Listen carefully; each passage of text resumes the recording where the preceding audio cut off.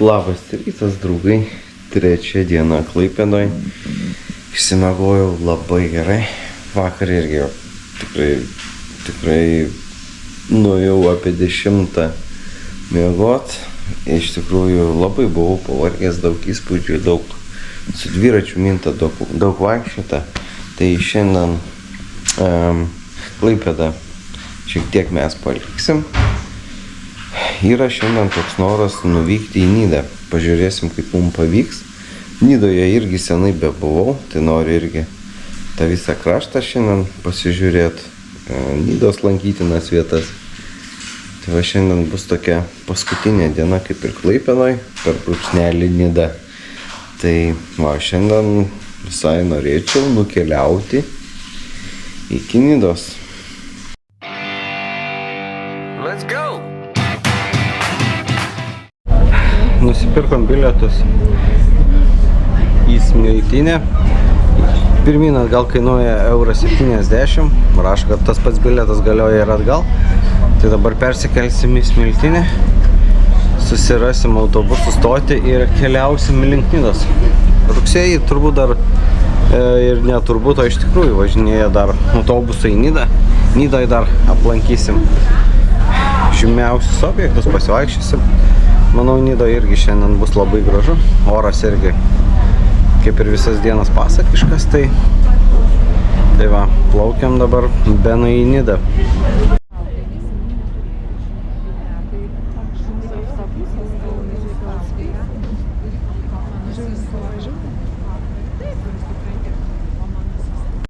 Nusipirkom bilietą į Smiltynę. Pirmyn atgal su tuo pačiu bilietu, €70. Ir tada ieškosim, kaip patekti į Nidą. Persikėlus į Smiltynę. Iš karto stovėjo autobusas ir tiesiai į Nidą. Bilieto kaina į vieną pusę asmeniui €6. Ir čia geras dalykas, kad galim kortelę atsiskaityti, kas neįprasta autobuse. Na štai, atvykom į Nidą. Dabar apeisim tokį tradicinį ratuką link Parnidžio kopos, Nidos švyturio. Pasigrožėsim Nidą etnografiniu kaimeliu, sodybom. Iš tikrųjų labai čia gražu. Visiškas poilsis, visiška ramybė.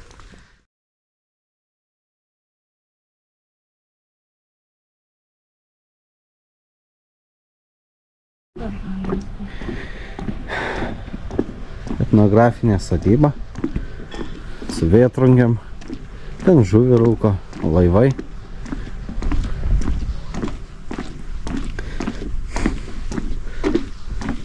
Pirkios, nameliai, aišku, daug mėlynos spalvos, nes matosi kaip prie jūro.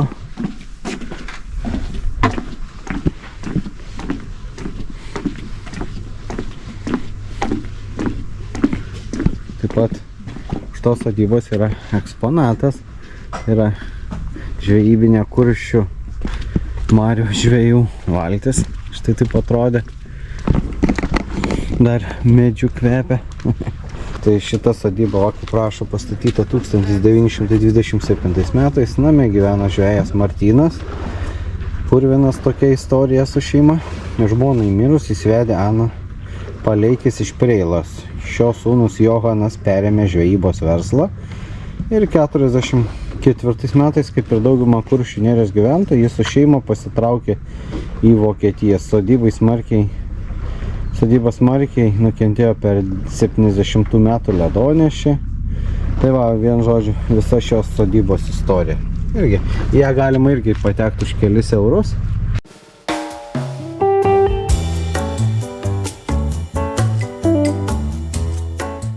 Irgi, vat, vaikštant keliaujant aplink Nidą yra tokie informaciniai stendai, kur irgi rašo, kur gali tiesiog pats pasirinkti maršrutus, ilgius, vat, pavyzdžiui, 9 km trailą visai ir kokias vietas gražias pamatysi. Šiaip labai gerai, viskas informatyvu, paruošta turistam. Gali pagal savo norus rasti, kas patinka.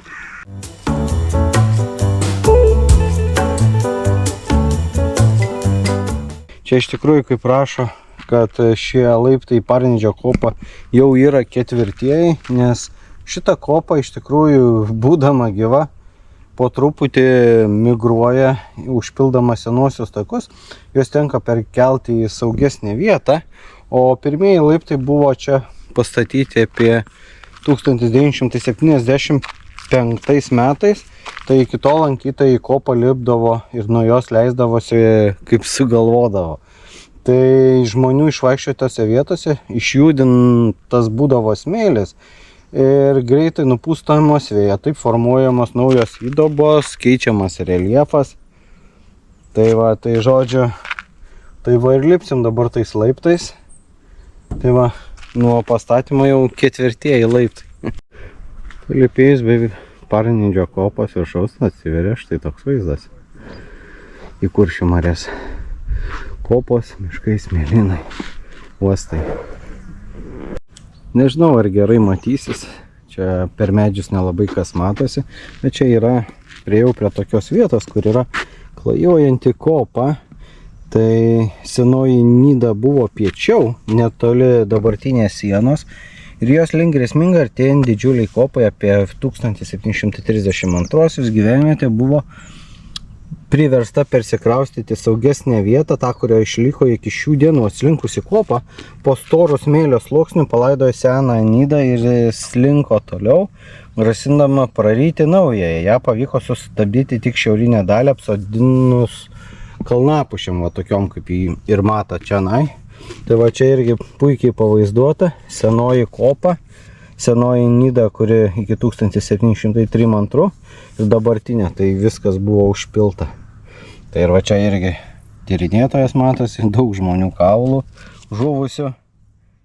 Lipus iki viršus beveik yra įspėjamieji ženklai, ženkite atsakingai, nes kylant leidžiant stačiais šlaitais išjudinamas tonos smėlio. Išjudintas smėlį vėjas neša į marias, taip kojos žemėje ir nyksta. Parnidžio kopą viršuje puošia saulės laikrodis.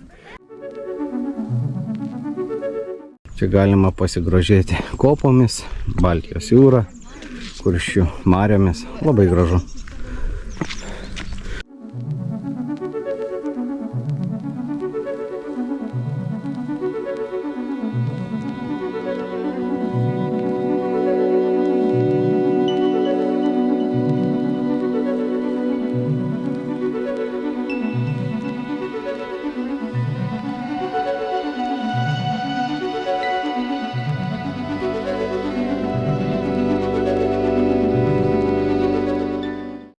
Štai tokia ta Parnidžio kopa. Pagrindinis kraštovaizdis, va čia, aišku, visur įspėjamieji ženklai. Ten matosi jau ten toliau jau Rusijos teritorija. Tiesiog, jeigu norime, galima visą apeiti. Tai šitas maršrutas yra 9 km. Visa Parnidžio kopa. Besileidžiant nuo Parnidžio kopos, labai gražiai pasitiko mane skulptūra. Štai tokio vyruko, simbolizuojanti, kaip ir maniau, prieš vėją. Kokia nuostabi diena. Rugsėjo 20. Nidos kopomis, basomis per smėlį. Fantastika.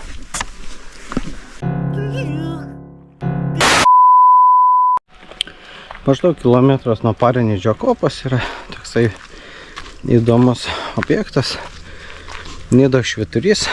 Eisiu arčiau prie švyturio, apsidairyti, kas ten gero. Matau, durys atidarytos, jaučiu, galime ir į vidų patekti. Tai čia... Ne tokia, už tais yra vadinasi ne švyturys, o navigacinis ženklas. Švyturys tai yra pasiras toks signalas, kad tai yra uostas, čia prašom, čia plaukit, čia. O jis sakė, čia ne uostas, varykit nuo mano galvos kuo toliau. Ir jis po teisybė vadinasi navigacinis ženklas. Ai, navigacinis čia yra ženklas. O Klaipėda švyturys jau yra uostas mūsų ir jis kviečia, sako, plaukia čia, laukia nakvynį, patalinį išgerimą ir merginos, viskas. O tas sako, varykit nuo manęs galvos kuo toliau. Kodėl? Kaip įlipat, matėt visą tą įlanką link Klaipėdos. Čia 17-18 amžiuje labai daug skęsdavo burinių laivų. Kada būdavo štormas, visi buriniai laivai arčiau krantą laikydavos. Ir kada per daug arti prieina ta balta banga, yra, kur jau nebėra gilio lūžimas, kur yra. Jeigu tas laivas užėjo ant tos baltos bangos, sukočiavo tik lentų krūvą, išmetė viskas. Čia vyko prancūzų-prūsų karas 870 metais. Ir kada baigėsi, buvo paimta daug karą belaisvių prancūzų. Ir 872 baigėsi karas ir tada prūsai prisijungė prie Vokietijos. Ir tada Prūsijos karalius davė nurodymą, kad kuo mažiau žūčių būtų, kažką tai reikia kažkokį tai navigacinį ženklą pastatyti. Tai va tas buvo, navigacinis ženklas šitas buvo. Buvo 2 metrais buvo žemesnis, bet jisai buvo ant smėlio pastatytas, čia už mūsų stovėjo tas vadinamas raudonas tas. Ir svarbiausia, kad ant statė karą belaisvį, neįsivaizduoju, per kiek laiko galėjo pastatyti su rankom, neįsivaizduoju, 1,5 metų. Rankom ir statė, plytas ir nešė. Per 1,5 metų, įsivaizduoju, tą švyturį statė kareiviai, straibatas, 5 metus statė. O tą per 1,5 metų. Bet tai čia dirba belaisviai, vokiečiai mokėjo iš belaisvių spausti. Ne, tai 24 valandas, aišku. O šitie šonai kam čia? Tai čia o tai šonai dabar, kai pastatė per 1,5 metų, 873 metais karalius, buvo Prūsijos karalius nurodymas pastatyti ženklą, 874 spalio 20 buvo pastatytas tas. O šitą sistemą, audrų perspėjimo sistemą, atsirado po 6 metų.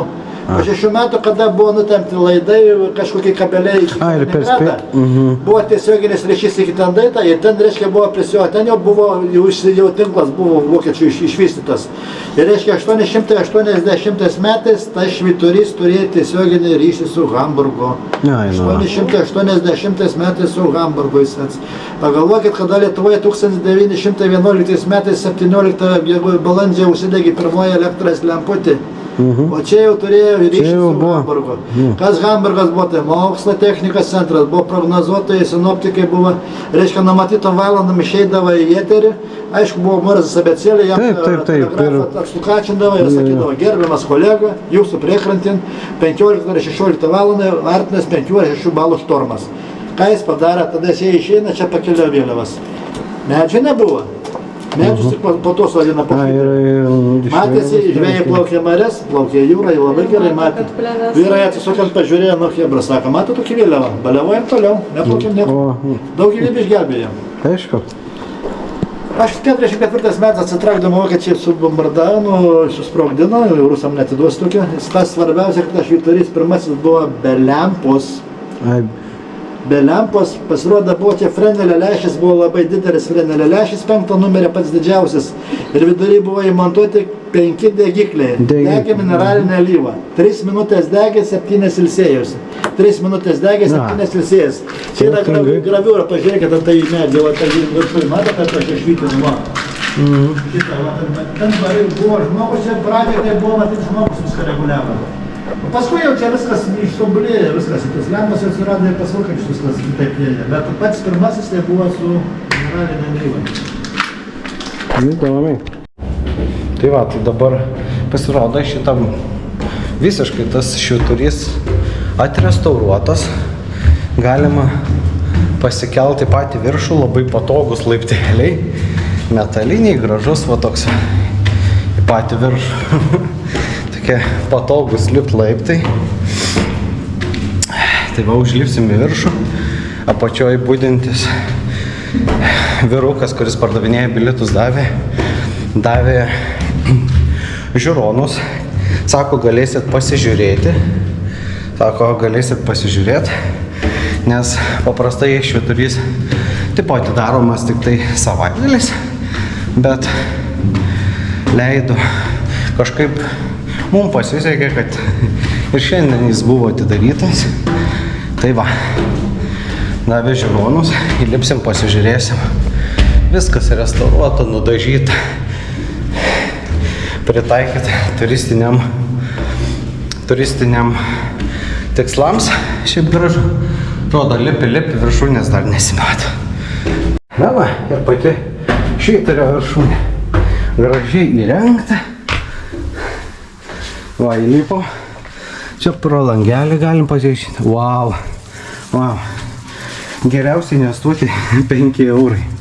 Mūsų kalnas. Ir dabar galima lipti į patį Švyturio viršų. Bandom lipti. Tai va, esu pačiame Švyturio viršuje. Iš tikrųjų, unikali galimybė pasitaikyti.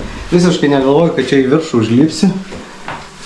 Tai va, pro langus irgi atsiveria be proto gražus vaizdai. Tai jeigu savaitgalį būsit Nidoje, būtinai užsukite šitą Švyturį. Bilieto kaina vienam asmeniui 5 eurai, galima atsiskaityti kortelę. Bet vaizdai, wow, visam gyvenimui. Vienas aukščiausių švyturių ir kaip suprantu, šitas švyturys buvo sukurtas visiškai ne pagal paskirtį, nes tikrai švyturiai turi būti uostose, o jis vidury kur pastatytas. Čia jo tikrai kažkokia kitokia buvo paskirtis. Apsukom tokį ratą pro žemiausias Nidos lankytinas vietas. Pro Nidos Švyturį ir dabar vėl grįžom į pradinį tašką, nuo kurio ir atvykome. Tai dar dabar nueisim į Prieplauką pasižvalgyti. Gal dar pamatyti gražių dalykų. Visai dar norėčiau pamatyti Kernagio skulptūrą.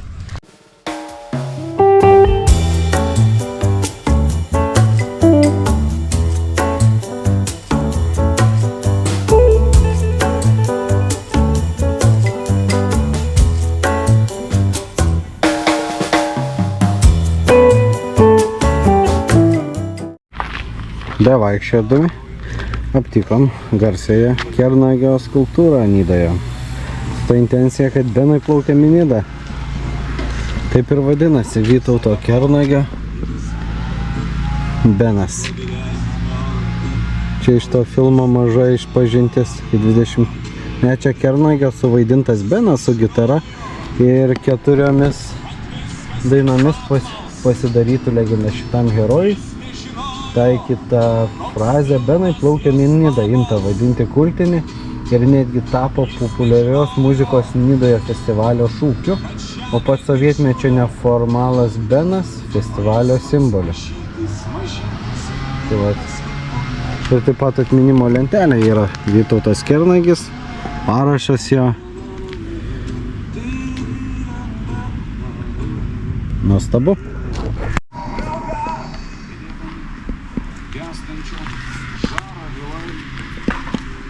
Į dangų pakilo margi sagalai, paniekina žemės vylingus sapnus, padangėje išskleidė savo sparnus ir tarė margieji, negrįšim į žemę, kol josios kalnai ir pakalnės apgana, sapnai ir šešėliai. Padangėse mums šviesių vis saulė kelių nebetrūks, nebetrūks.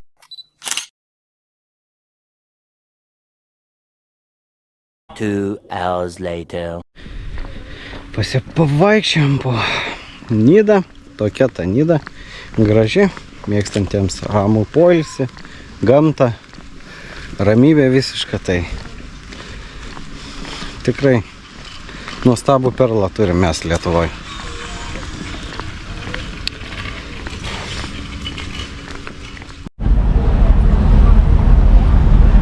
Na štai mes jau vėl laive, pakeliui į Klaipėdą.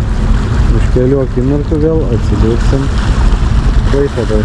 12 seconds later.